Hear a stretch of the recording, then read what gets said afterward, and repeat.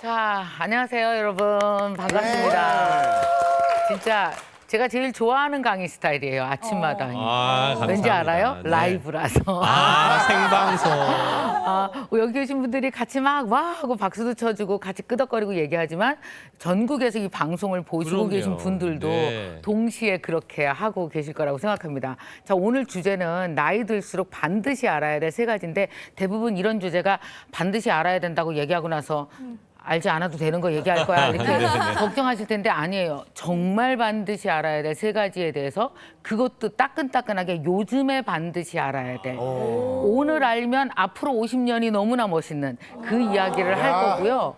그 첫 번째가 먼저 이야기를 할 거예요. 그 첫 번째 3가지 중에서 첫 번째 궁금하시죠? 네. 자, 그 첫 번째는 뭐냐면 바로 이 주제입니다. 시작. 다 같이 읽어볼까요? 시작. 내 나이에서 17살을 빼라. 네, 내 나이에서 17살을 빼야 됩니다. 자, 지금부터 근데 아침부터 머리에 쥐 나실 텐데 17 빼는 거 되게 어렵거든요, 자기 나이에서. 이거 제일 근데 빼는 거 제일 잘 안 되는 사람은 휴대폰 꺼내서 이렇게 계산기를 해도 돼요? 자, 그러면 자기 나이에서 지금부터 네. 17살을 딱딱 빼서 지금부터 얼른 얘기해 보도록 하겠습니다. 엄지 시작! 씨는 저는 스물셋. 23살. 정말? 와, 20대 초반. 또. 네네네. 저도 스물셋. 둘이 동갑이구나. 아이고 니네 어리구나. 저는 25. 어떻게 돼요? 왜 다 그거밖에 안 돼요? 저는 36입니다. 저는 17이나 뺐는데도 40이 넘어요. 이거 어떻게 하면 좋아. 참. 어쩌면 좋아. 자, 여기 계신 분들도 우리 방청하시는 분들도 다 빼보셨어요? 네. 17살 빼니까 나이가 어때요? 거의 20살 가까이 빼니까 훅 하고 내려가죠? 네네. 자, 이 방송을 보고 계시는 전국에 계시는 우리 아침마당을 사랑하시는 분들 다 지금부터 일단 17살 빼세요. 근데 궁금하실 거예요. 빼고 났더니 이걸 왜 빼? 왜 빼? 그러니까.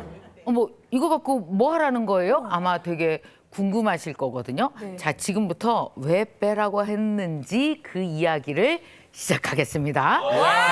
아니 그냥 재미로 빼는 게 아니라 뭔가 아니에요. 근거가 있어요? 예. 아니 하긴 사실 4, 5년 전에는 13살 빼라고 그랬었거든요. 아니요, 17살이에요. 이제는 17살을 빼야 돼. 그 이야기를 해드릴게요. 네. 왜 빼라고 했는지. 자, 한번 이 생각을 해보세요. 여러분 요즘에 어떤 생각해요? 몇 살 살 것 같으세요, 본인이? 여기 지금 나는 아무리 해도 그냥 평균 요즘에 이렇게 왜 부고 날라와서 상가집 가보면 네. 다 평균 몇 살이에요? 그 부고자 다 80은 다 넘으시죠? 80도 아까워. 만약에 누가 80 하나에 돌아가셨다 그러면 아우 더 살다 가시지 이런 느낌이죠. 맞아요. 그래서 요즘에 왜 이렇게 보면은 상가집 가서 한 80 넘고 90 가까이 돼야 그래도 잘 살다 가셨다 이런 느낌이 들죠. 근데 여러분 생각나십니까? 불과 30년 전만 해도요. 우리 가서 만약에 72에 돌아가셨다 그래도 30년 전에 뭐래요? 잘 살다 갔다고 했어요. 근데 만약에 요즘에 누가 70에 가셨어. 그럼 뭐래요? 아쉽다고. 아까운 정도가 아니에요. 교통사고 아니고 암 아니고 뭐 큰일 아니면은 진짜 그 나이에 돌아가실 수가 없어요. 요새 여러분 시골 가보세요. 정말 오래 살아요. 대부분 할아버지들은 그렇게 많이 눈에 띄진 않아요. 남자들이 7, 8년 먼저 가시거든요. 맞습니다. 네. 근데 할머니들이 되게 많으신데 거기는 뭐요? 시골 가보면 보통 리다니에 가면 다 90 넘어요. 정말 자세가 조금 다를 뿐이야. 쌩쌩하신데 앞으로 조금 이렇게 가셨거나 아니면 뒤로 제껴져서 이렇게 가시거나 둘 중에 하나예요. 싹 다니면서 막 신나게 막 다닌다? 맞아. 굳은 일은 다 80대 어린애들이 다 해. 진짜 또 씩씩하셔. 그러고 보니 그러네. 진짜 80 하나가 애들이에요. 맞아. 그래갖고 내가 만약에 막내야 이러면서. 95세 언니 조금 어디 아픈 것 같으면은 80대 동생들이 다 야 얘 나와 언니 아프냐 빨리 나와 그러면 이제 맛있는 거 막 해. 그래갖고 막 된장찌개 끓이고 부침개 하고 이래갖고 그 95세 언니 죽을라 그러면 도로 살려놓고 죽을라 그러면 도로 네. 살려놓고 엄청 오래 사는 거예요. 여러분 이런데 수명의 이름이 붙여졌어요. 뭔지 아세요? 이게 실제로 사회학자들이 붙인 이름인데요. 그렇게 돌아가시려고 그러다가 도로 살고 돌아가시려다 도로 살고 이걸 뭐라 그러는지 아세요?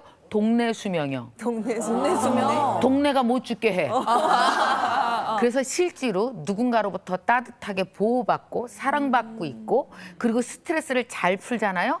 그럼 어떤지 아세요? 수명이 점점 늘어나는 거예요. 왜냐하면 유대 관계가 끈끈한 동네일수록 오래 산다. 맞아요. 그게 공동체, 좋은 공동체. 그러니까 가족 공동체가 좋고, 동네 공동체가 좋고, 친구 공동체가 좋고, 그 공동체 생활을 끈끈하게 하면 스트레스를 덜 받고, 그래서 어때요? 면역이 좋아져서 오래 사는 거예요. 그래서 왜 여성분들이 같이 노래교실 가서 막 네네. 그리고 우리는 왜 나이 20살, 30살 차이 나도 다 언니 그러면 다 되잖아요. 맞아요. 우리 그래서 어머니들이 그러시거든요. 네. 지금. 맞아요. 네. 그래서 오래 사시는 거예요. 거기다가 여러분들이 또 아셔야 될 게 있는데 바로 이거예요.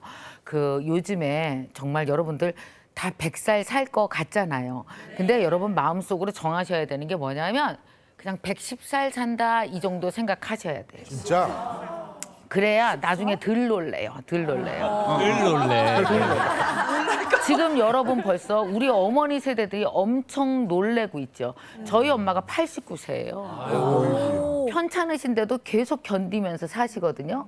우리 엄마가 이런 얘기를 해요. 미경아, 옛날에 징평에서 우리 60 먹었을 때 야, 뭐래도 새로운 거 시작하자, 새로운 거 배우자 이런 얘기 있었어. 근데 다들 아무도 안 했다? 그 왜 안 했는지 알아? 예, 곧 죽을 텐데 미쳤어, 뭘 배워? 그랬다는 거예요. 근데 우리 엄마가 지금 뭐라 그러냐면, 예, 그거 얘기한 이후로 30년이 지났어. 아이고야. 근데 아직도 내가 살아있어. 그때 뭔가 시작했으면, 뭐라도 새로 배웠으면 얼마나 좋았겠니라고 얘기를 하시거든요. 여러분 정말로 아셔야 되는 게 뭐냐면 앞으로 우리는 100세를 다 넘어가서 엄청나게 우리는 오래 살 겁니다. 그래서 요즘에 어떤 얘기가 나오고 있는지 아세요? 60인데 60처럼 사는 사람이 제일 바보예요. 봐봐요. 제가 지금 딱 60이에요. 올해 그냥 진짜요? 만으로 60이에요. 20살처럼 진짜요? 아유, 감사합니다. 자, 만으로 제가 지금 현재 진짜? 딱 60이에요. 그래갖고 요즘에 되게 웃긴 거 아세요? 요새 환갑잔치를 다시 하기 시작했어요. 왜 옛날에 환갑잔치, 왜 옛날에는 환갑잔치 했어요? 왜 했어요? 얼마 못 살고 갈 거니까 환갑잔치를 해준 맞아요. 거예요. 60까지 사느냐고 애썼다고. 그러다가 언제부터 환갑잔치를 안 하기 시작했냐? 평균 수명이 늘어났죠. 늘어나면서. 늘어나서 이제 평균 수명이 어떻게 됐어요? 70대고 80대고 이렇게 넘어가니까 부끄럽게 그게 무슨 뭐 환갑잔치까지 하고 그래. 그래서 우리가 안 했었잖아요. 근데 요새 환갑잔치를 다시 하는 이유가 뭔지 아십니까? 왜냐하면 다 100살 가까이 살기 시작하는 거예요. 우리는 무조건 90을 다 넘을 거예요. 이제 왜 그래요? 의학이 엄청 발달해요. AI 때문에 평균 수명이 더 늘어나게 생겼어요. 이제 의학과 AI가 합치기 시작하면은 이제는 우리가 불치병으로 생각하거나 못 잡았다거나 암이라거나 뭐 이런 병들이 훨씬 더 진단도 쉬워지고 그 치료도 쉬워지고 그러면서 엄청 오래 사는 거예요. 우리가. 이미 암은 이제 불치병도 난치병도 아니죠. 네. 자, 그래서 지금 현재 이 얘기 먼저 잠깐 드리면 수명혁명이 일어나고 있다는 거 아십니까? 수명혁명이 뭐냐면 여러분 혁명이라고 이름을 붙일 때는 10%만 변했을 땐 트렌드고 유행이에요. 안 따라가도 돼요. 크게 세상이 변하지 않아요. 근데 인구 전체 60% 이상이 다 변하면은 그거는 혁명에 해당이 돼요. 여러분 혹시 의료보험 제도가 언제 생겼는지 아세요?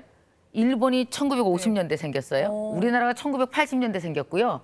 의료보험 제도라고 하는 그런 의료보험이나 국민연금이라고 하는 게 언제 생겼냐면 일본이 1950년대에 생겼고 우리나라가 1980년도에 생겼고요. 그리고 또 유럽 같은 데는 1900 초반에 생겼어요. 국민연금이라고 하는 게. 그럼 국민연금은 어떤 걸 토대로 해요? 산업혁명 이후에 생겼어요. 네. 왜 산업혁명 이후에 생겼을까? 많은 사람들이 다 같이 공부해서 다 같이 기업에 들어가서 30년 일하고 나면은 뭘 줘요? 우리 일 열심히 했는데 노후 어떻게 해요? 그러니까 뭐예요? 그러면 내가 국민연금을 챙겨서 줄게. 그리고 국가가 국민연금 제도를 시작했어요. 그러니까 국민연금 제도가 우리 사회에 뿌리를 내린 지 100년 조금 넘은 제도예요. 근데 지금 우리가 국민연금 제도가 막 각 나라가 다 흔들거리고 있어요. 왜 그래요? 이렇게 오래 살 줄 모르는 거예요. 그러니까 국민연금 제도를 만들 때만 하더라도 인간의 평균 수명이 어때요? 70을 못 넘었거나 비슷했어요. 그러니까 국가로서도 이 국가도 경영이잖아요. 그렇죠. 그러니까 한 20, 30년 열심히 연금 내고 나서 이 사람들이 한 10년이나 15년 살다 가. 그러면 어때요? 국가는 운영을 할 수가 있었죠. 근데 국가들이 얼마나 멘붕이겠어요. 전 세계 국가가. 왜냐? 30년 냈는데 어떻게 지금? 한 장에 뒤가 너무 오래 사는 거예요.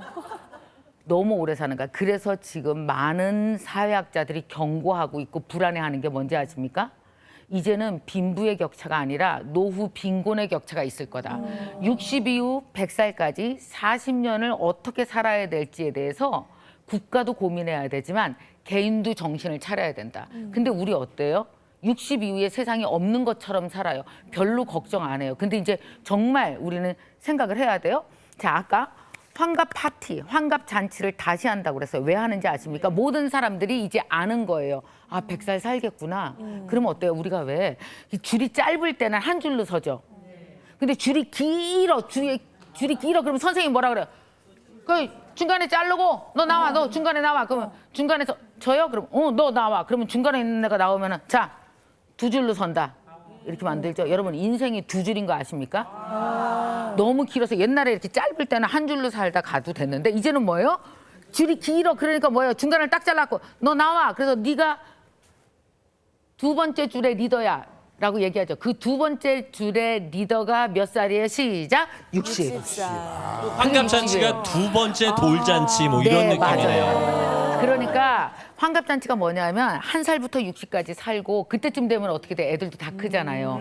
이제 진짜 나로 돌아오잖아요. 그럼 60이 늦은 나이가 아닌 거예요. 자, 그러면 60부터 너는 100살까지 다시 시작하는 거야. 그래서 100살까지 사는 리더 나이가 몇 살이야? 60. 그래서 60은 뭐야? 내 인생의 두 번째 리더가 되는 거죠. 리더가 되는 거예요. 자, 봐요. 제가 아까 그래서 진짜 제가 환갑이라고 그랬어요. 네네. 그럼 딱 60이에요. 60을 60처럼 사는 사람이 바보라 그랬어요. 왜 그 얘기를 했냐면 저 왜 이렇게 안 늙어요? 아니 내가 잘난 척하는 게 아니고 잘난 척하는 게 아니고 아니 왜 이렇게 안 늙어요? 이게 무슨 말이냐면 나는요 내가 60 됐을 때 난 내가 우리 엄마 60처럼 되는 줄 알았어요. 그럼 실제로 우리 엄마는 나이 60에 어땠냐면 진짜 할머니였어요. 왜냐하면 우리 오남매가 그 손자 손녀를 되게 많이 낳았어요. 왜냐하면 네. 우리가 23, 4에 결혼을 하기 시작하면서 이미 우리 엄마가 60이 됐을 땐 손자 손녀가 되게 많았거든요. 근데 요새 보세요. 제가 60이에요. 근데 우리 애들이 결혼을 하나요? 여러분 옛날엔 다 23, 4에 결혼했잖아요. 요새 딸이 23에 결혼한 우리 딸 23에 결혼해. 그럼 뭐라 그래요? 왜 이렇게 일찍 해? 맞아. 다 이 분위기야. 말을 안 하고. 맞아. 왜? 아들이 27에 결혼해. 왜 이렇게 일찍 해? 아, 요즘은 33세에도 일찍 했다고 하더라고요. 그렇죠. 네. 자, 여러분. 이게 변화하고 있어요. 이게 변화하고 있는 증거 하나를 제가 보여드릴게요. 그게 바로 뭐냐면 이거예요. 우리나라 통계청에서는 매년 중위 연령이라는 걸 발표를 합니다. 중위 연령이 뭐냐면요. 한국 사람들을 금방 태어난 애부터 이제 돌아가실 분까지 쭉 줄을 세워놔요. 모든 인구를 줄을 세워놓고 그중에 딱 중간쯤 되는 연령대가 언젠지를 몇 살인지를 발표를 하는 거예요. 나이로 100명 중에 50등. 네. 그러니까 나이로 그런 거죠. 한 살부터 딱 세워놓고 그 우리나라 전체 인구 중에서 딱 중간 연령이 네. 어디야? 이게 중위 연령이거든요. 이 나이를 발표를 하는데 1994년도 30년 전에 우리나라의 중위 연령은 몇 살이었는지 혹시 아시겠어요?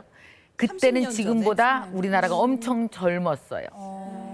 그때 유행했던 노래가 이런 노래예요. 점점 더 멀어져 간다. 무슨 노래예요? 서른쯤에. 서른쯤에. 네. 그때 이 노래가 유행했는데 자, 이때 뭐였을까요?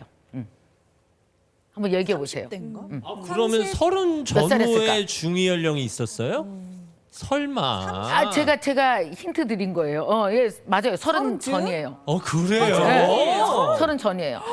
그러니까 우리나라의 중간 나이가 몇 살이었냐면 무려 28.8세였어요. 진짜? 깜짝 놀랐겠죠. 28.8세가 한국인 중위 나이예요. 제가 그러니까. 1994년에 28살이었는데 그럼 네. 그 청춘이 50등이었다고요? 네, 맞아요. 그때 딱 중간이었어요. 그러니까 생각해 보세요. 그때 지금으로부터 30년 전만 해도 우리가 결혼을 몇 살에 했어요? 23, 네, 5. 그래서 32살, 33이 됐을 때는 이미 학부모였어요. 그죠? 그러네요. 그랬어요. 자, 근데 이제 지금으로 와 봅시다. 2024년도 우리나라 중위 연령은 몇 살이 됐을까요? 물론 엄청 높아졌습니다. 29살보다. 그러면 30대 후반으로 진입했을까요? 그보다 높아요. 그보다도 높아요? 얘기해 보세요. 몇 살 정도 될 것 같아요? 42세. 42세보다 높아요. 아, 진짜요? 어. 45세. 그보다도 높아요. 아 지금 진짜요? 저기 뒤에 있는 설마 저 나이예요? 네. 저건 설마 우리나라의 진짜. 중위 연령이 무려 대단하죠. 46.1세요. 와. 이게 무슨 뜻인지 아시겠어요? 그러니까 지금 46세는 30년 전 29처럼 살아라. 라는 뜻이에요. 진짜 17. 그러니까 여러분 봐요. 진짜네. 제 나이에서 제 나이 60에서 제가 17살을 빼면 제가 몇 살이 되는 거예요? 43이죠. 그러니까 저는 43처럼 살아야 43의 마음으로 살아야 어떻게 할 수 있어요? 100살까지 살아갈 수 있다라는 뜻이에요. 자, 한번 봐봐요. 결혼 우리가 23세 안 해요. 언제 해요? 막 33, 34, 33세 해요. 이게 무슨 뜻이냐면 라이프 스타일 나이가 달라진 거예요. 생물학적 나이는 그대로 있는데 내가 그 나이를 그러니까 내 나이를 살아가는 그 내용이 바뀌어야 된다는 얘기예요. 근데 우리가 내용이 안 바뀌고 있어요. 뭐라 그러냐면 지금 45들 봐요. 내용 하나도 안 바뀌었어요. 저 45이에요. 공부하기 늦었고 새로 뭔가 시작하기 늦었고 뭐 사업도 하기 늦었고 뭐든지 다 늦었대요. 그래서 저 45들이 제일 모여서 제일 많이 하는 말이 무슨 말 하는지 아세요? 이런 얘기예요. 우리 뭐라도 해야 되지 않니? 근데 안 해, 계속. 맞아. 여러분 생각해 보세요. 50 정도 됐을 때는 중위 연령으로 생각하면 이제 몇 살 되지도 않았어요. 인생 반도 안 지나갔는데도 뭐라 그래요? 다 늦었대. 그래서 아무것도 기획하지 않고 아무것도 하지 않잖아요. 그래서 그렇게 라이프 스타일 나이를 여러분 머릿속에 딱 박아야 돼요. 그러니까 생물학적 나이를 잊으세요. 나 60이야 이거 아니고 여러분 나이에서 몇 살을 빼 시작 17살을 빼야 돼. 17살 빼면은 몇 살이 돼요? 43. 저는 43이에요. 자, 그러면 나는 어때요? 60처럼 사는 게 아니라 43처럼 살아야 내가 맞죠. 왜냐하면 저는 옛날 우리 엄마 60처럼 그런 나이 때거나 그렇게 늙지 않았어요. 그리고 그 옷도 그래. 옷도 그렇게 막 꽃 달린 거 안 어울려.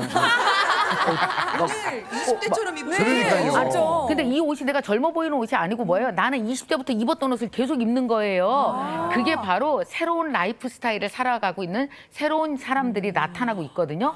근데 어때요? 옛날 1960년대에 먹었던 나이에 대한 생각을 지금도 갖고 있으니까 갈아 끼워야 되겠죠. 그래서 나이 들면 반드시 알아야 될 거, 바꿔야 될 세 가지 중에 첫 번째가 뭐다? 빨리 내 나이에서 몇 살을 뺀다? 17살 뺀다. 자, 지금부터 17살을 뺐어요. 자, 17살 빼면 뭐 하고 싶으세요? 뭐 하고 싶으세요, 오나미 씨? 저는 해외여행이나 여행을 좀 많이 다니고 싶어요. 그래서 해외에 나가서 외국 코미디도 좀 배우고 싶고 그리고 또 외국 축구도 좀 배우고 싶다는 그런 생각이 있어가지고 해외여행을 좀 많이 가고 싶어요. 좋아요, 좋아요. 구윤 씨는? 저는 이제 부록이 넘은 지금에 제가 많은 17 빼라니까. 아니 그러니까 그러냐 지금 먼저 얘기하잖아요. 네네네. 그러니까 부록이 넘은 지금 사실 제가 너무 베풀다 보니까 마음의 문이 많이 닫혔어요. 근데 다시 글로 돌아간다면 정말 이제 인생을 되돌아보면서 자기 개발도 하고 나를 챙기면서. 예, 나를 챙기면서 한번 살아보다가 정말 그때 이제 다시 마흔이 됐을 때는 지금보다 더 베풀면서 네. 좋은 일도 하면서 그렇게 살아보고 싶습니다. 아 근데 또 바꿔서 좋아요. 생각하면 저 나름 열심히 58살까지 살아왔는데 다시 41살로 돌아가서 또 살아야 되나 뭐 이런 생각도 있네요. 저도 17년 빼면 아나운서 인생이 다 사라져요. 저도 아침마당을 진행했던 인생은 사라지는 거예요. 새로 살아야 될 것 같아요. 그럼 진짜. 새 마음으로 살 수는 아예 새로 있겠구나. 살아야 맞아요. 다른 완전히. 생각. 그러니까 뭐냐면 이 제일 여기서 중요한 핵심은 그거예요. 우리가 지금의 나이로 100살까지 못 갑니다. 왜냐하면 이미 늙었어에서 어떻게 늙고 40년을 가겠어요. 그죠? 이미 나는 새롭게 시작할 수 있는 게 아무것도 없어. 아무것도 없이 어떻게 우리가 쓸쓸하게 40년을 살겠어요. 이번에 세계경제포럼에서 자신에게 노후 나이를 계산하는 방법을 알려줬어요. 노후를 어떻게 계산하냐면 많은 사람들이 그냥 멍하게 이렇게 생각해요. 60이면 노후야.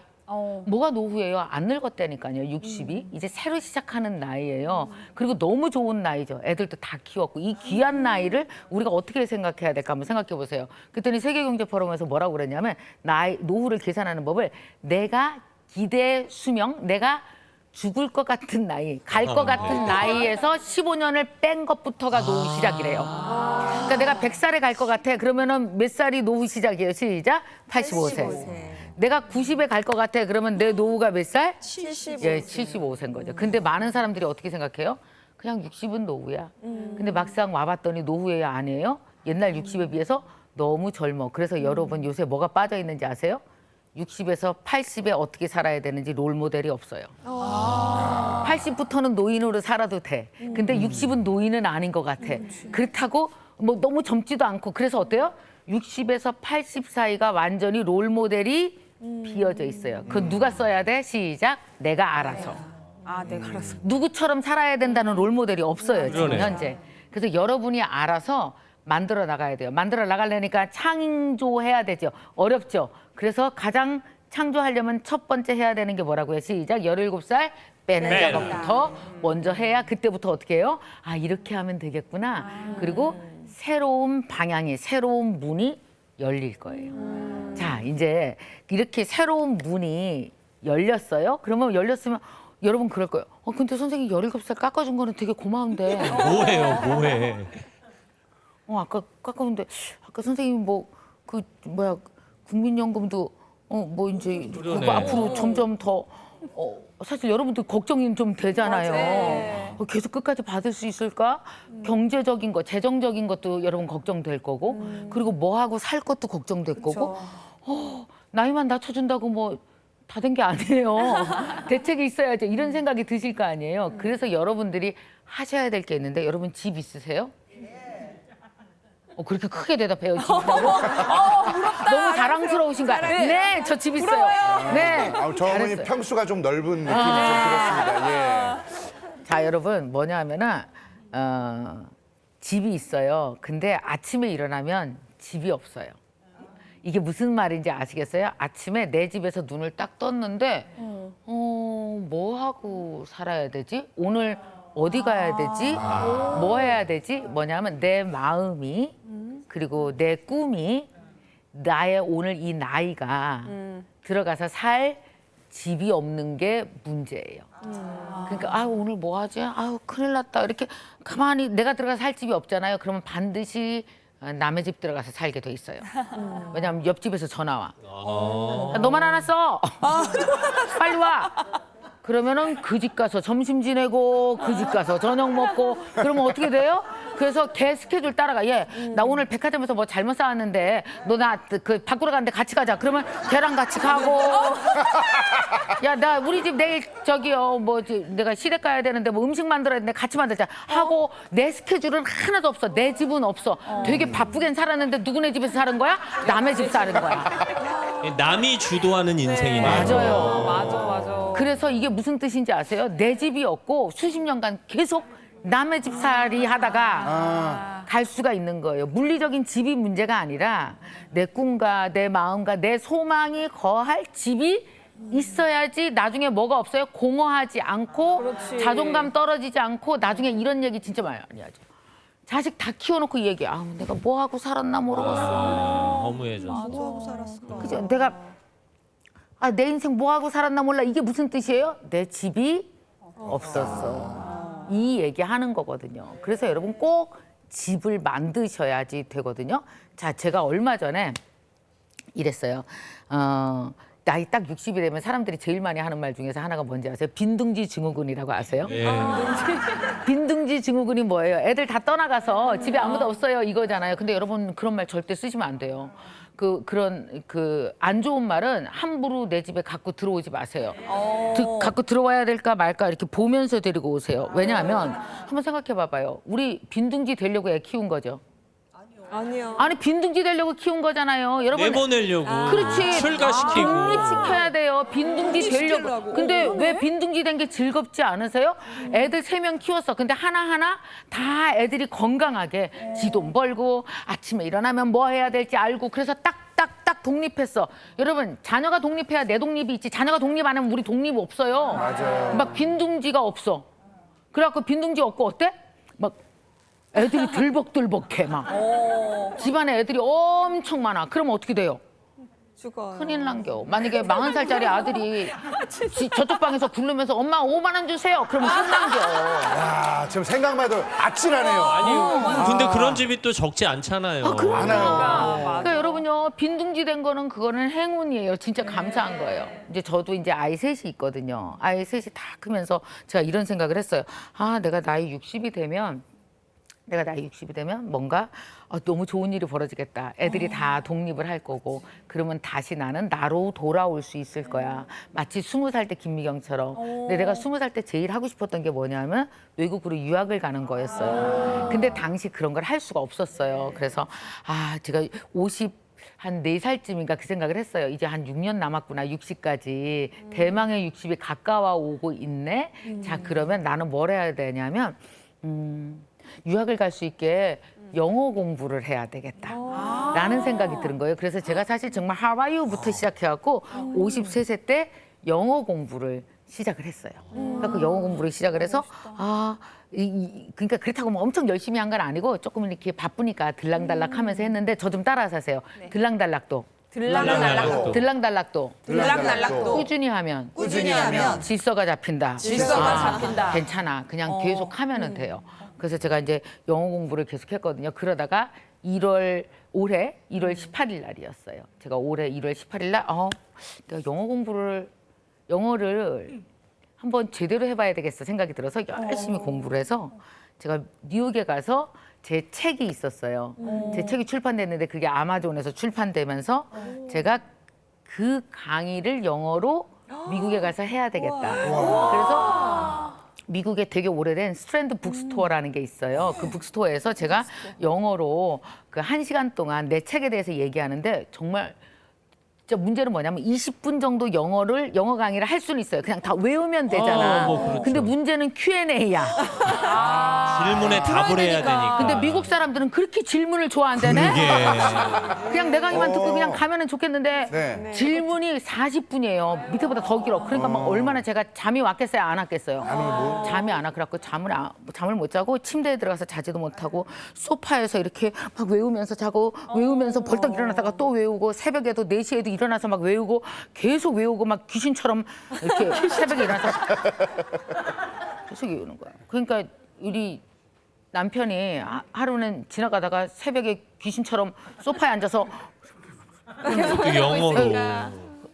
너 깜짝 놀래요. 남편이 깜짝 놀라더니 나한테 이래. 근데 있잖아, 내가 평소에 늘 물어보고 싶었던 말이 하나 있었는데 당신은 왜 이렇게 불편하게 사냐?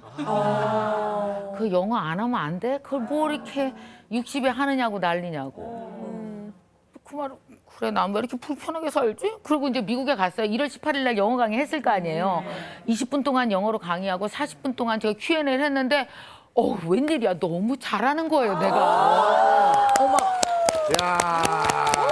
Unbelievable. 와우. 네. 잠깐 보실래요? 영상 있어요? 네. 좋아요. 아니 10초만 봐봐요. 10초만. 네. 잠깐 볼 수 있어요? Here in New York. Wow. I'm a little bit nervous.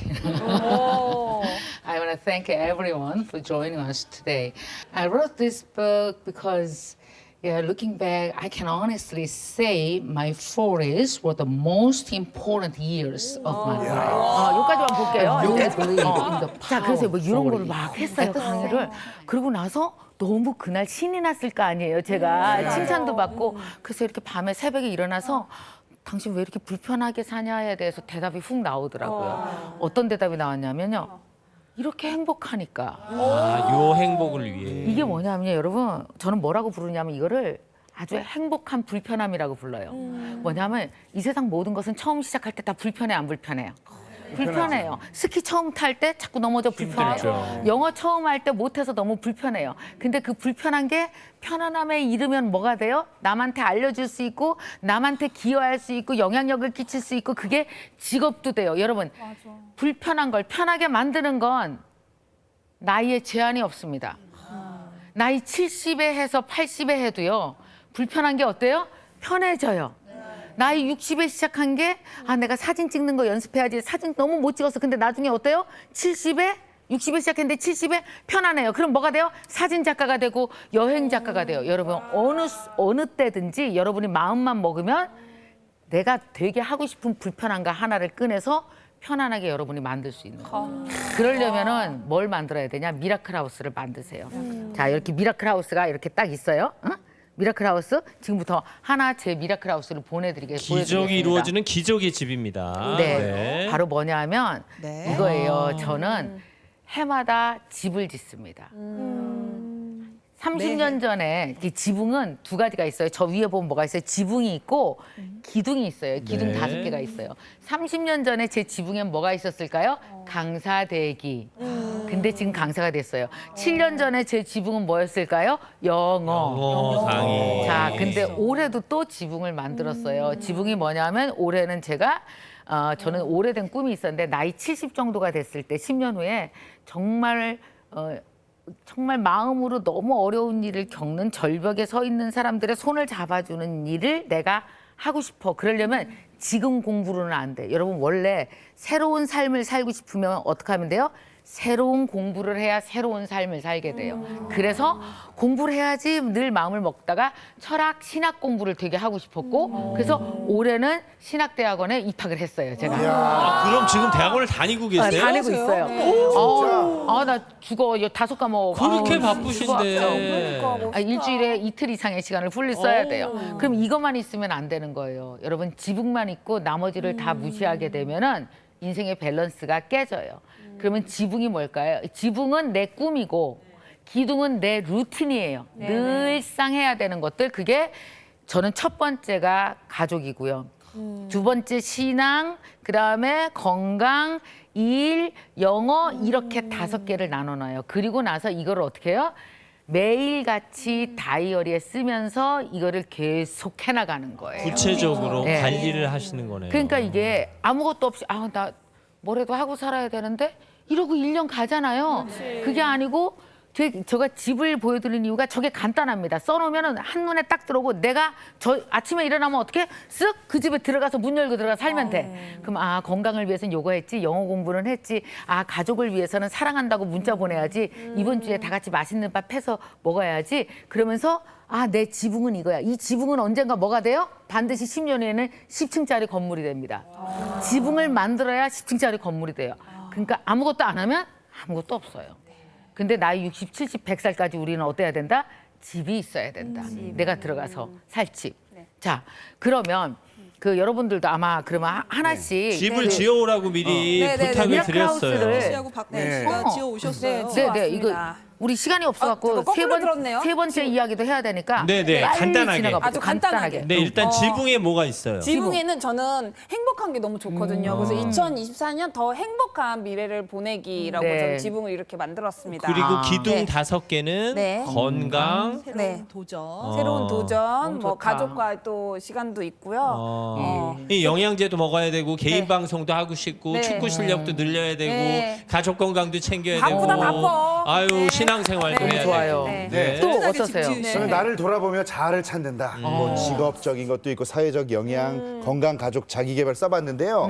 저희 다른 건 필요 없고 재충전만 뜨면 됩니다. 여러분, 아니, 여러분도 인생에 재충전하시길 바랍니다. 해외 진출을 위한 언어 공부. 저도 영어 공부를 선생님의 좀 영어 공부랑 비슷한 거네요. 시작을 해볼까 합니다. 네, 네. 예. 영어로 노래하시면 되겠다. 그래. 영어로 네. 좋아요. 이 리프레시. 미라클 하우스를 여러분 꼭 한번 만들어 보세요. 제일 중요한 거 나도 뭐가 있어야 된다. 내 소망과 미래의 꿈이 거할 수 있는 집이 있어야 된다. 나도 살 집이 있어야 돼. 다 같이 시작. 나도 나도 살 집이 있어야 돼. 살 집이 집이 있어야 돼. 네, 이 집을 꼭 여러분 60 이후에는 반드시 나이 들어서 이걸 꼭 만들어 보시기 바랍니다. 자, 이제 세 번째 이야기로 넘어갈게요.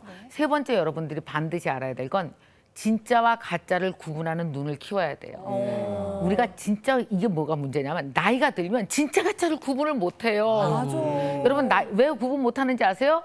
봐요. 세상이 굉장히 빠르게 휙 지나가면 어때요? 우리는 걷기만 했는데 뒤처지죠. 그냥 우리가 뭐 잘못한 게 없어. 그냥 열심히 살고 있었는데 막 AI 시대가 왔대. 열심히 살고 있었는데 여러분 어때요? 공항 갔는데 다 바뀌었어. 뭐라 그래요? 미리 다 자동 등록한 사람들은 쓱쓱 지나가는데 나만 줄 서 있어. 병원에 갔는데 맞아. 병원에 갔는데 젊은 애들 다 진료받으러 들어갔는데 나만 못 들어가. 왜 못 들어가나 그랬더니 쟤네는 다 앱으로 다 예약을 했대. 바보 된 거 같죠? 햄버거를 먹으러 갔어. 근데 주문 받는 사람이 없네. 주문 어떻게 저희가 사시면 돼요? 저희가 사시면 돼요. 근데 뭐 자꾸 누르는데 이상하죠. 나만 안 되죠. 맞아. 남들은 다 되는데 나만 결제가 안 돼. 뭐가 자꾸 했는데 음료수 시킨 것 같은데 음료수 안 나온 것 같고. 여러분 이게 어떤지 아세요? 세상이 굉장히 빠르게 지금 변해가고 있으니까 우리가 어때요? 계속 뒤로 뒤처지는 것 같은 거예요. 완전히 뒤처지는 그 상황이 계속 벌어지는 거예요. 자, 여러분 아마 너튜브 들어가서 많이 보실 거예요. 맞아요? 맞아요. 자, 옛날에 어떤 얘기가 있었냐면요. 이런 얘기가 있었어요. 20년 전에 뭐라 그랬냐면, 자, 여러분 두고 보십시오. 앞으로 20년 후에 이런 방송국 같은 걸 개인이 누구나 다 방송국을 만들 수 있을 겁니다. 라고 20년 전에 IT 전문가들이 예측했었어요. 맞아요. 그때, 네. 그쵸? 그때 저희는 콧방귀를 꼈어요. 콧방귀를 꼈죠. 네. 설마 이게 어떤 건데 이랬거든요. 맞아. 장난해? 이 방송국 장비야 이 어마어마한 걸 개인이 할 수 있다고 웃기는 소리 하지 마라고 얘기했어요. 근데 요즘 어때요? 방송국에서 만든 개별 프로그램보다 유튜브 채널, 그러니까 너튜브 채널 하나가 어때요? 더 큰 채널들도 막 많이 나오고 이게 깜짝 놀라는 거예요. 근데 요즘에 또 많은 전문가들이 뭐라고 얘기해? 앞으로 20년 안에 개인이 은행 하나씩을 소유할 겁니다. 그럼 뭐라 그래요? 장난해? 근데 여러분 어때요? 블록체인 기술로 충분히 가능한 것들이에요. 우리가 상상도 못하는 세계로 이미 막 변화해가고 있어요. 이게 언제 일어난 일이에요? 지난 3년간 벌어진 일이에요. 자, 여러분 이 얘기 한번 해봐요. 너튜브에 들어가서 여러분이 뭐 영상을 많이 봤어요? 짧은 영상도 보고 긴 영상도 보고. 근데 짧은 영상 요새 한번 보기 시작하면 끊을 수가 없죠. 맞아. 끊을 수가 너무 무서워. 끊을 수가 없어. 막 이런 거 나오잖아요. 성형수술 3번 만에 얼굴 무너진 연예인 10명. 그러면 맞아, 너무 맞아. 궁금해. 궁금하잖아. 궁금해. 막 보기 시작했어. 거기다가 뭐 내가 궁금해하는 거 몇 가지 봤어. 그러면 여러분 어떻게 되는지 아십니까? 귀신같이 알고리즘이 알고 추천이 내가 본 영상 비슷한 걸 다음 날 어때요? 계속 보여주죠. 그리고 내 관심사에 맞춘 사야 될 광고까지 딱딱 중간에 세트로 맞춰서 뜨죠. 그렇게 이렇게 돼요. 맞아요. 자, 그러면 여러분 여기서 질문 하나 드릴게요. 그러면은 그 알고리즘이 로봇이에요? 우리가 로봇이에요? 저 검은 소죠. 그러고 보면 이게 철학적인 질문이네요. 자, 봐요. 머리 써서 추천해주는 애가 로봇이에요? 추천해주는 대로 누르는 애가 로봇이에요?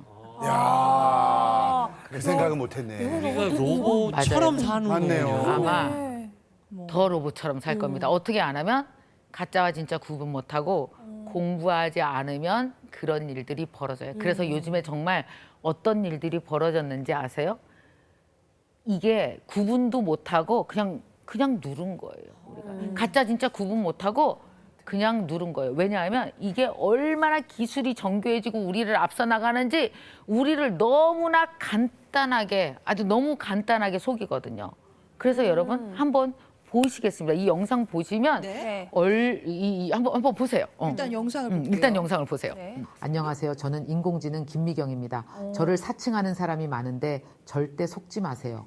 Hello, I'm Kim Mi-kyung, an artificial intelligence. There are many people impersonating me, but don't be fooled.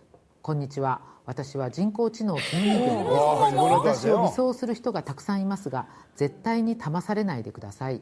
大家好，我是人工智能经理人，有很多人某种我， 대단하시네요. 别上当。 3개국어를 하시는 거 아니에요? 너무 잘하지 않아요? 저? 언제 이렇게 야, 공부하셨어요? 언제 이렇게 공부하셨어요? 그러니까 여러분 너무 잘하고 있죠? 네, 너무 잘하세요. 자, 제가 막 4개국어를 했어요. 여러분 가짜입니다. 네? 이건 가짜고요.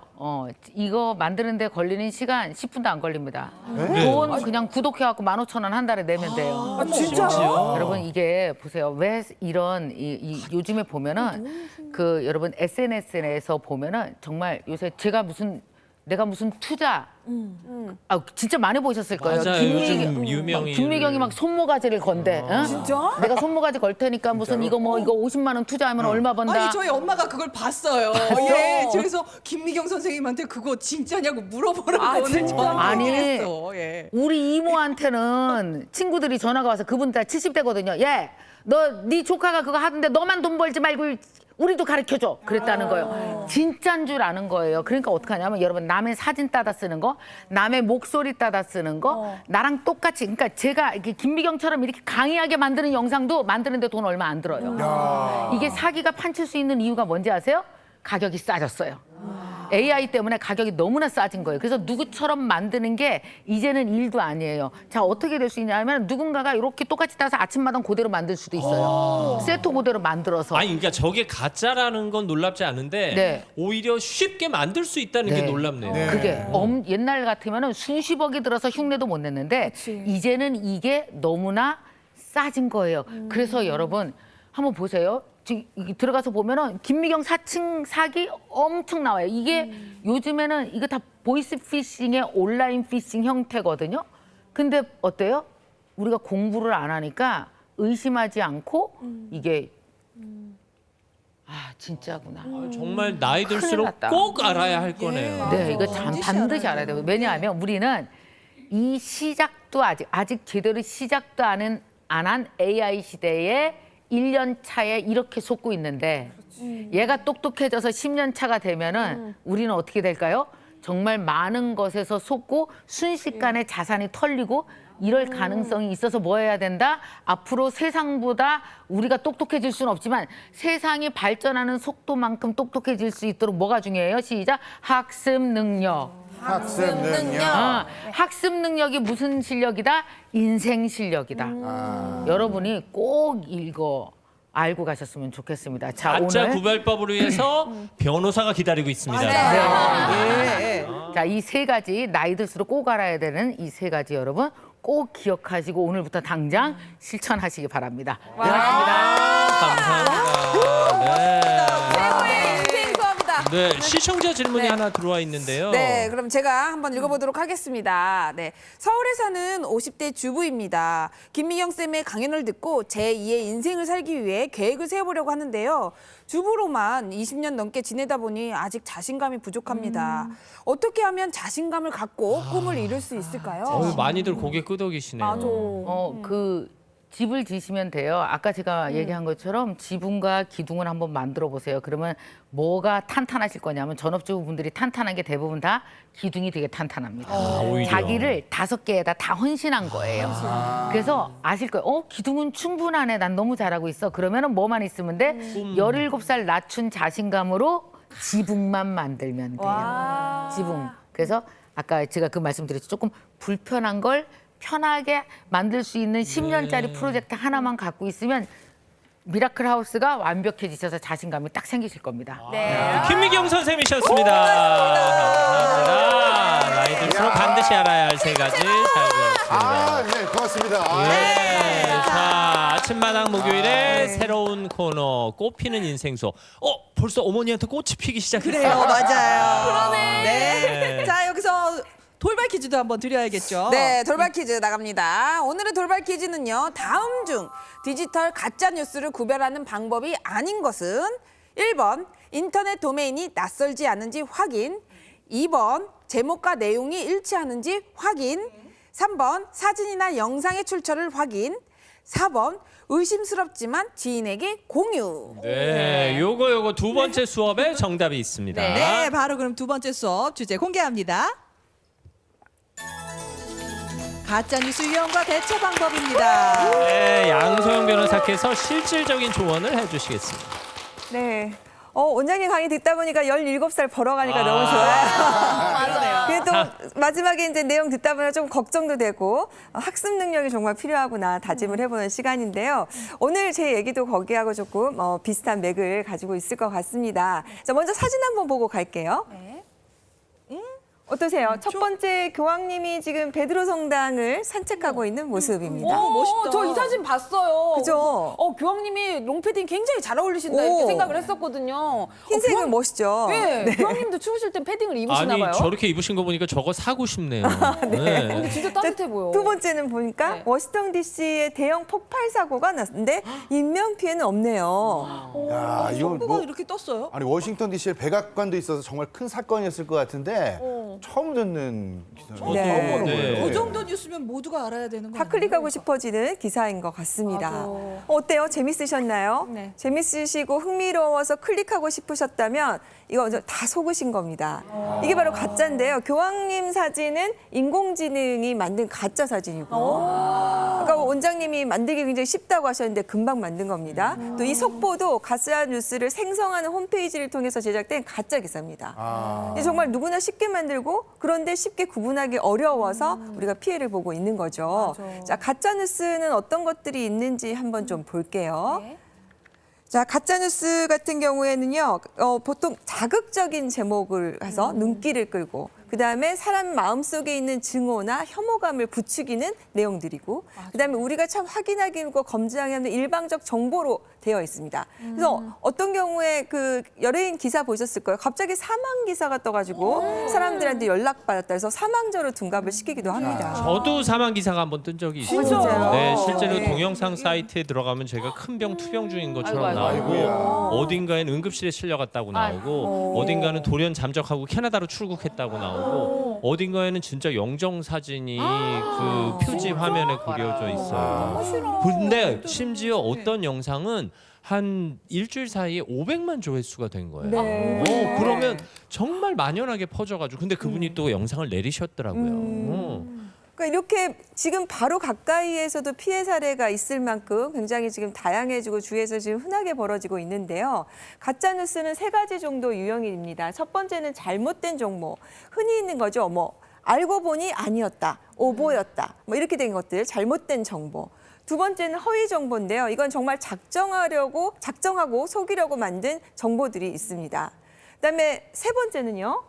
유해 정보인데요. 이 유해 정보가 상당히 굉장히 어렵어요. 굉장히 본질과는 먼데 김재원 아나운서가 돌연 잠적 그랬는데 거기에 마치 무슨 일이 있는 것처럼 왜일까 선정적인 내용을 맞아요. 살짝 섞는 겁니다. 맞아요. 잠시 이게 휴가 다녀왔는데 네, 뭐 그런데 돌연 마지막에 잠적. 가서는 아무것도 아닌 걸로 이런 가십 폭로 보도들이 만들어지고 있습니다. 네. 근데 연예계 뉴스 허위 정보가 참 많은데 네. 특히나 저 만나면 누가 같이 산단다, 누가 주먹 다짐을 했대, 또 누가 애기가 있대 막 이러면서 그래, 아니, 근데 진짜야? 저한테 왜 물어보냐고요. 도대체 이런 저도 거 왜 모르는데. 만들어요? 왜? 도대체 왜 만드는 걸까요? 야, 왜 이런 공포심을 조장하고 이런 혐오감을 만들고 그다음에 이런 호기심을 조장할까요? 다 그런 게 돈이죠. 네. 아까 500만 뷰 나오셨다고 네, 했잖아요. 네. 500만 뷰 나오면 어느 정도 돈을 벌까요?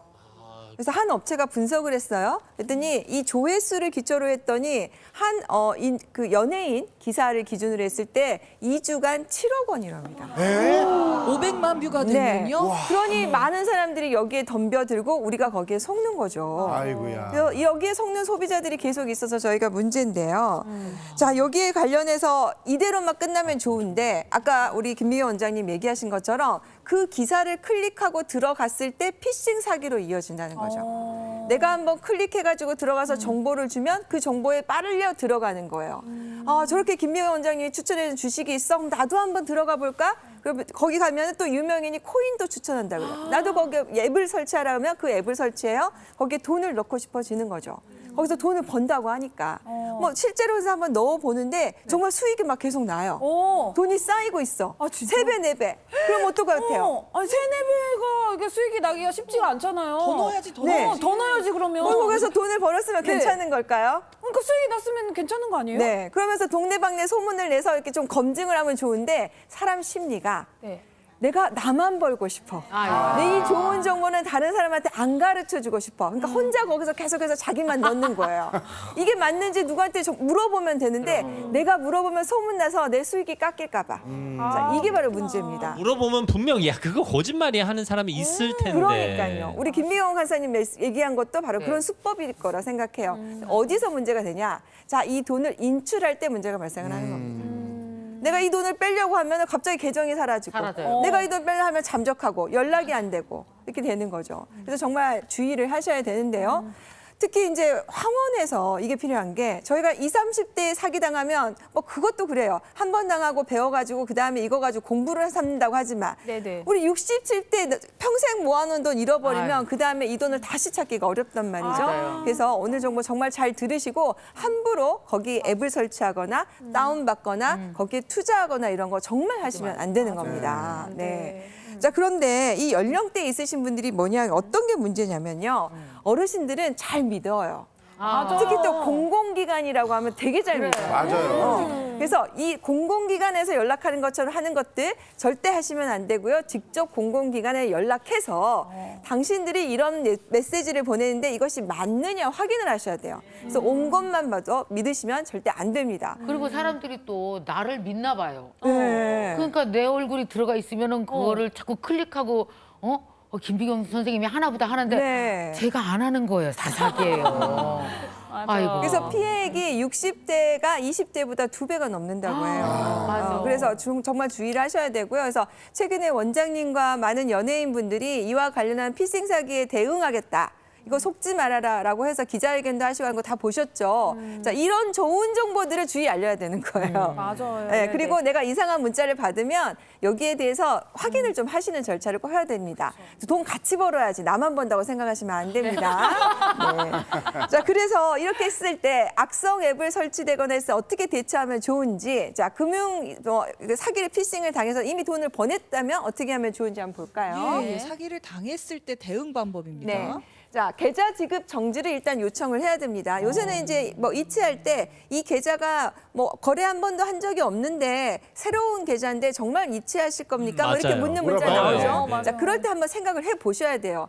그런데도 불구하고 보냈다. 그러면 이제 지급 정지를 구해야 되는데요.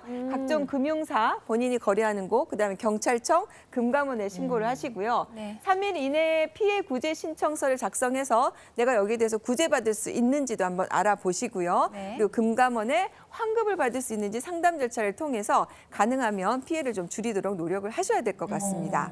자, 그리고 악성 앱을 많이 설치하도록 해요. 피싱 사기들은. 자, 내가 이걸 설치됐다면 자, 설치했는지도 좀 궁금한 경우도 있습니다. 저도 제 핸드폰에 어떤 것들이 섞여와가지고 설치되는 경우가 있거든요. 자, 그래서 모바일 백신으로 악성 앱은 삭제를 하시고요. 자, 명의 도용 방지 서비스가 있습니다. 이 접속해서 휴대폰 개통 사실, 내 명의로 또 휴대폰이 개통돼가지고 대포폰으로 활용되는 경우가 있어요. 나도 모르게. 그래서 그것도 좀 확인을 하셔야 됩니다. 뭐 가입 제한 서비스를 신청하시면 내가 더 이상 내 핸드폰이 개통되지 않도록 막으실 수 있으니까 이런 것들을 좀 확인해 보셔야 돼요. 가끔 내가 쓰는 스마트폰에 모르는 앱, 내가 설치하지 네. 않은 앱이 떠 있는 경우가 있더라고요. 그런 경우에는 지우시도록 하고요. 반드시 삭제. 네, 이 악성 앱이 설치되는지 저 모바일 백신을 설치해서 그거를 걸러내실 수 있으니까 그것도 활용해 보시면 좋아요. 어려우면 자녀분들 주말에 왔을 예. 때 좀 도움을 요청하시는 게 물어봐야 맞겠습니다. 됩니다. 네. 자, 그리고 다음 문자 사진 한번 볼게요. 어디서 좀 본 사진 같지 않으십니까? 야, 많이 저도요. 네, 이거 국제 발신 왔었어요. 옵니다. 해외 결제합니다. 아니, 어제도 그러면, 왔어요, 어제도. 네. 왔어. 그러면 저걸 왜 의심할 보내는 생각은 거야? 안 하고 또 애들이 나 몰래 질렀구나 하고 애들 먼저 잡죠. 아니면은 내가 먼저 전화 걸어서 확인해 보거나. 요새 애들이 이제 게임을 하니까 게임하면서 여러 가지 뭐 이렇게 사잖아요. 또 나 몰래 샀구나 하면서 저걸 이렇게 넘어가고 네. 그다음 확인하려고 전화하는데 맞아. 바로 그렇게 되면은 이 공격을 당하는 겁니다. 전화하거나 전화를 클릭하거나. 하면. 네, 그럼 전화했는데 그러면 이 앱을 설치하시면 됩니다. 따라해서 확인해 볼게 하면 그 순간에 나의 정보가 다 털리는 거죠. 그래서 이런 문자 조심하셔야 된다는 거 이것도 좀 확인을 해보셔야 아니, 돼요. 이런 나쁜 짓 하는 사람들 처벌을 좀 세게 하면 예. 사라지지 네, 않을까요? 이게 참 어려운 것이 보시면 아까 피해 금액이 뭐 9만 얼마, 2만 얼마 뭐 이렇게 피해 금액이 적어요. 그러다 보니까 내가 그냥 당하고 말지 굳이 신고하고 이런 것들을 또 안 하고 그다음에 너튜브나 이런 것들 다 보면 해외에 또 있다 보니까 국내 수사에 어려움이 좀 있습니다. 그래서 실질적으로 좀 처벌이 어렵고요. 실제로 해외에서 사이트를 만들어서 국내로 들어오는 경우가 있어서 수사하기도 좀 어려운 점이 있어서 그렇고 일단은 이제 법이 만들어진다면 이와 관련해서 처벌할 수가 있는데 있는데 아직 이걸 구체적으로 처벌하는 법 규정은 없어요. 다만 뭐 허위 정보를 만들어서 가짜 뉴스를 뿌렸을 때 명예훼손이 된다면 이건 인터넷을 이용한 거니까 징역 7년까지 이렇게 처벌할 수 있는 규정이 있지만 실제로 이로 인해서 처벌되는 경우는 별로 없고요. 그다음에 내가 명예훼손을 당했어요. 우리 김지연 아나운서처럼. 하지만 이 손해액이 얼마인지 입증하기 어렵잖아요. 그러다 보니까 좀 어려운 점이 있습니다. 저만 해도 아무 대꾸 안 하고 그냥 가만히 있어요. 그러니까요. 그러려니 신고해서 하고. 막 이 사람들을 혼내줘야 네. 되는데 네. 사실은 나의 일상을 파괴하는 거기 때문에 그러기가 쉽지 않거든요. 자, 그러면 가짜 뉴스를 어떻게 구별을 하느냐? 다 이걸 해당할 수는 없지만 그래도 우리가 의심해 볼 만한 것들. 인터넷 도메인이 보통은 .com, .co.kr 이렇게 끝나잖아요. 네. 그런데 com.co 뭐 한다거나 .co 이렇게 되어 있다면 좀 낯설은 도메인이 있다면 여기엔 접근하시면 안 되고요. 네. 그다음에 기사 중에서 과장된 제목이 있거나 그다음에 읽어봤을 때 기사 본문과 전혀 관련이 없는 내용이 되어 있다면 이런 기사는 절대 믿으시면 안 됩니다. 네. 그리고 디지털 사진이나 영상이 있을 경우에 그 출처를 잘 확인을 해 보셔야 돼요. 그래서 출처가 이상하다면, 출처가 나타나지 않았다면 그 사진과 관련된 내용을 믿거나 이에 대해서 뭐 반대로 또 클릭해서 들어가거나 이런 것들 하시면 절대 안 됩니다. 그리고 이제 이게 되게 좋은 방법인데요. 댓글을 한번 보셔서 그러면 거기에 이거 아니에요, 사실이 아니에요 이런 내용들이 친절하게 이렇게 댓글을 달아주신 분들이 있어요. 그래서 한 번쯤은 좀 점검을 해봐야 될 것 같습니다. 네, 알겠습니다. 자, 박구윤 씨 네. 시청자 질문. 저는 원하지 않는데 자꾸 단톡방을 만들어서 가짜 뉴스를 공유하는 지인이 있습니다. 몇 차례 하지 말라고 말했는데도 계속하는데 도대체 어떻게 대처해야 할까요? 네, 적지 않으시거든요. 네. 이렇게 이런 분들은요, 그 사람이 범죄 행위를 한 거를 나도 도와주는 거예요. 그죠? 아니면 또 그 공범이 될 수도 있는 거예요. 실제로 처벌될 수 있는 범죄니까 절대 하면 안 된다고 알려주시면 좋겠습니다. 네. 그리고 성 관련한 경우에는요, 그런 것들을 다운 받는 것만으로도 처벌이 될 수 있기 때문에 이런 것들 공유하는 행위 굉장히 위험한 행위라고 네, 알려주셨으면 그러니까 영상 좋겠습니다. 포나르는 거 반드시 주의하셔야 합니다. 네. 아유, 오늘 실질적인 정보 감사합니다. 양상민 감사합니다. 아나운서였습니다.